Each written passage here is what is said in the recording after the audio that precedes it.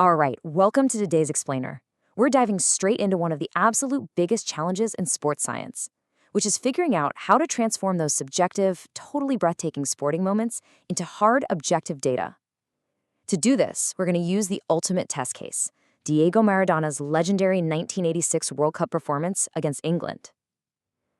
Now, if you're studying athletic performance, you already know that public opinions are pretty much always based on flimsy, anecdotal evidence.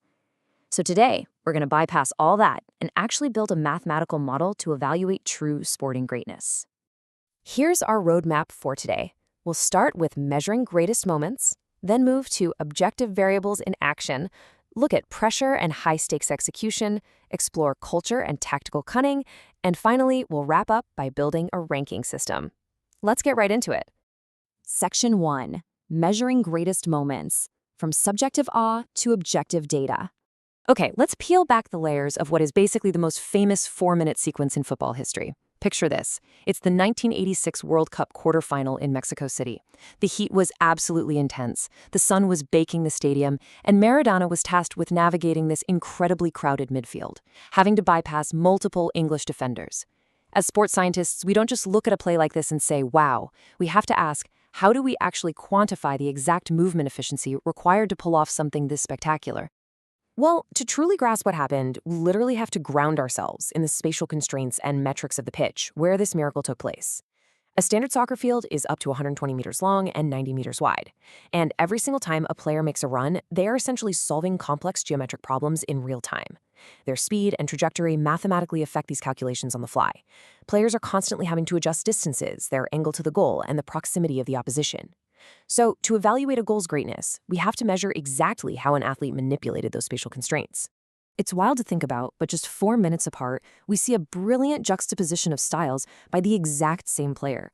First, you have the hand of God, a moment totally defined by spatial awareness and, as we'll discuss in a bit, cultural cunning. Then, literally 4 minutes later, he delivers the goal of the century, which is just a pure, unadulterated display of lung-busting athleticism, speed, and precision. By contrasting these two moments, we see a really distinct contrast in movement efficiency. It shows us that athletic performance isn't just one single thing. It's a dynamic combination of physical output and calculated mental execution. Section 2. Objective variables in action, analyzing the data. So if we want to build an objective mathematical model, we've got to separate our raw data into 3 really distinct categories. If we want to rank a goal, we first collect primary data. Number 1, we have countable variables. Think the number of opposition players avoided, how many times the player changed direction, or how many times they kicked the ball before the shot. Next up are measurable variables. The goal angle, the distance carried, running speed, the actual window of the goal face available, and the trajectory of the shot itself. And finally, we have categorical variables, things like the position of the opposition players and the overall importance of the match. For analysts, thinking qualitatively before moving to the quantitative data is a huge help in reducing cognitive overload. 11 seconds. Think about that. That is the mere amount of lung-busting, high-speed running it took for Maradona to bypass 5 opposing English players, and that includes the goalkeeper. He receives the ball in his own half, executes a drag back and a pirouette to escape the first 2 markers, and then he just accelerates. Every single touch of his left boot during those 11 seconds involved rapid changes of direction and high-speed thought, all culminating in slotting the ball into an unguarded net. When you map the measurable variable of his speed against the countable variable of 5 defenders, the movement efficiency rating goes absolutely off the charts. Section 3. Pressure and high-stakes execution. The cognitive load. Now, physical data is great, but it isn't enough on its own to measure greatness. We absolutely must account for the cognitive load. Imagine trying to execute highly refined motor skills while processing deafening noise, intense heat, and the heavy weight of 114,000 fans packed into a single stadium. That external game pressure, that is a massive categorical variable. You see, an athlete is never performing in a vacuum. They're physically executing while their brain simultaneously processes a staggering amount of environmental data. We also need to neutrally look at the historical context of the Falklands War, which had taken place just 4 years prior to this 1986 match. In the context of our analytical model, this serves as a massive psychological driver and severely elevates our match importance variable. It was a highly charged environment with intense national pride on the line for both teams. When we're measuring athletic execution, understanding this external rivalry and pressure is absolutely vital to assessing the true difficulty of the performance. Section 4. Culture and Tactical Cunning, the Mental Execution. To truly analyze the tactical choices behind that highly controversial first goal, we have to talk about the psychology of viveza criolla. This translates roughly to native cunning, and it's a South American cultural philosophy that essentially justifies the path taken to succeed, even if that involves bending the rules. In sports science, remember, we don't just study muscles, we study the mind.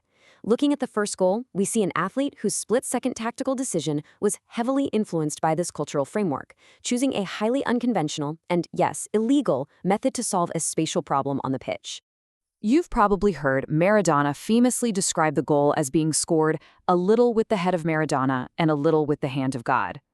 During that specific play, he faced a really severe physical constraint. The English goalkeeper, Peter Shilton, stood a full 20 centimeters taller than him. When that ball looped into the air, the measurable data heavily suggested Maradona couldn't possibly win the header. So what does he do? He utilizes tactical trickery, stretching out his left arm close to his head to literally punch the ball into the net. It's a textbook example of how external constraints and cultural psychology blend together to produce a very specific physical action. Section 5. Building a ranking system, putting it all together. So here we have a really tangible framework to evaluate historic goals. Let's look at the variables. Maradona's sequence took 33 seconds overall, bypassing 5 opponents in a World Cup quarterfinal. Now compare that to Michael Owen's 24-second sequence in 1998. That one was heavily influenced by the categorical variable of Owen being just 18 years old in his first World Cup start. Then look at Carlos Alberto in 1970, which was a 29-second sequence in a World Cup final. By assigning weighted mathematical points to the measurable running speeds, the countable changes in direction, and the categorical match pressure, we strip away all that subjective bias.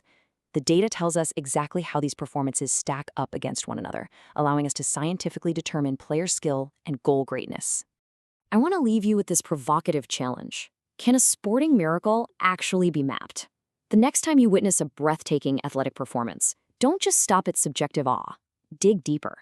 Look at the spatial constraints, count the changes in direction, factor in the cognitive load of the crowd, and consider the cultural tactics at play. How will you apply the subjective sports science modeling to mathematically evaluate the next moment of sporting greatness? Keep analyzing, keep questioning, and we'll see you in the next Explain It.